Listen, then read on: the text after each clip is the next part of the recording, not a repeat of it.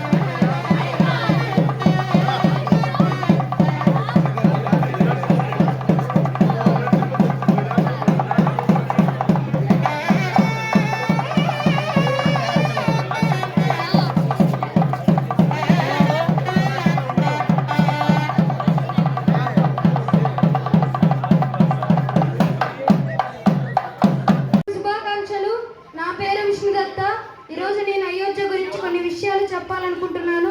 1528 సంవత్సరంలో రామమందిరాన్ని కూల్చి అక్కడే మసీదును నిర్మించారు. అప్పటి నుంచి ఎంతో మంది రాజులు, మన దేశాన్ని పరిపాలించే ప్రధాన మంత్రులు ఇంకా చాలా మంది రామ మందిరాన్ని మళ్ళీ నిర్మించాలని చాలా ప్రయత్నాలు చేశారు. వేల మంది ప్రాణ త్యాగాలు చేశారు. ఫైనల్గా 2019 నవంబర్లో రామ మందిరం నిర్మించవచ్చు అని తీర్పు వచ్చింది.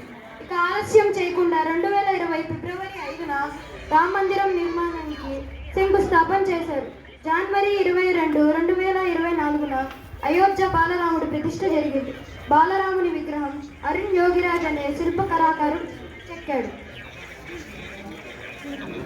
51 అంగుళాలున్న రామ్లల్ల విగ్రహం శాలిగ్రామ రాయితో చెక్కబడింది. 6 కోట్ల సంవత్సరాల నాటి ఈ శాలిగ్రామ రాయిని నేపాల్లోని కాలిగందకి నది దగ్గర నుంచి తెప్పించారు. 2025 సంవత్సరం రామ మందిరం పూర్తిగా కట్టుబడి అవుతుందని అంచనా.